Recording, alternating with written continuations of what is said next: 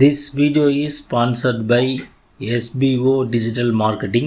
Join SBO Digital Marketing work from home opportunity, mobile based part-time job, perfect for students and homemakers and job seekers.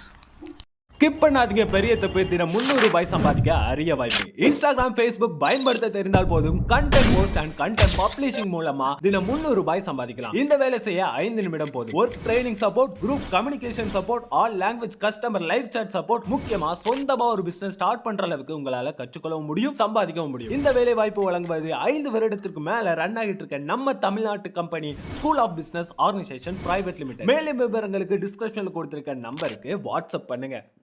Welcome to Tamil book reading. நம்ம copycat marketing அந்த புத்தகத்தில் 2வது டாப்பிக்கான மெய்யான செல்வம் எது அப்படிங்கிற topic பார்த்துட்ருக்கோம்.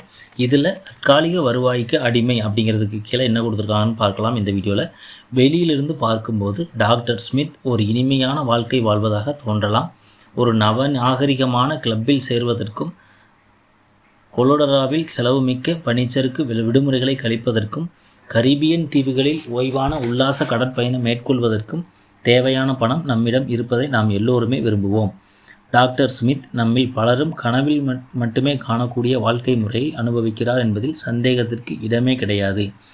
ஆனால் அவர் அதற்காக ஒரு பெரும் விலையை கொடுத்து கொண்டிருக்கின்றார். ஏனெனில் அவ்வாழ்க்கை முறைக்காக அவர் தனது சுதந்திரத்தை அடகு வைத்துள்ளார். டாக்டர் ஸ்மித்திடம் தற்காலிக வருவாய் உள்ளது.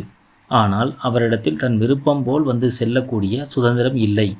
அவர் தனது வேலையின் சங்கிலியால் கட்டுண்டு கிடக்கின்றார். ஏனெனில் அவர் தனது வாழ்க்கை முறைக்கு அடிமையாகிவிட்டார்.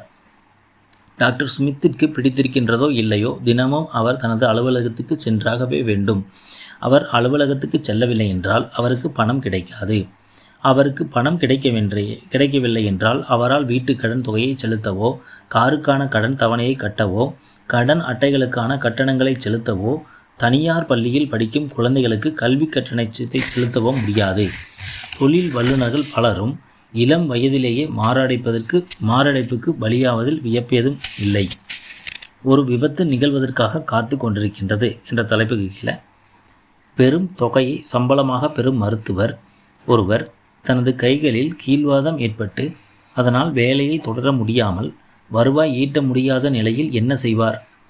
இன்னும் சொல்லப்போனால் நீங்கள் வேலை செய்வதை நிறுத்த நேரிட்டு அதனால் வருவாய் எதையும் இனிமேல் ஈட்ட முடியாமல் போனால் நீங்கள் என்ன செய்வீர்கள்? நம்மில் பலருக்கும் இப்படிப்பட்ட நினைப்பே பெரும் கிளி ஏற்படுத்த வல்லது.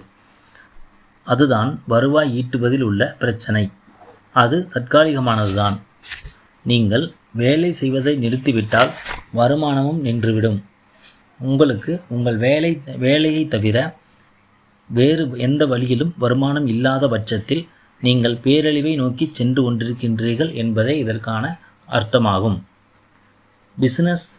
பிஸ்னஸ் வீக் பத்திரிகையின்படி ஒரு சராசரி பணியாளர் ஒரு வீடு வாங்கி சிறிது பணத்தை சேமித்து ஓய்வூதிய பலன்களை அடைய அவருக்கு வாழ்நாளில் பாதி அளவு தேவைப்படுகின்றது.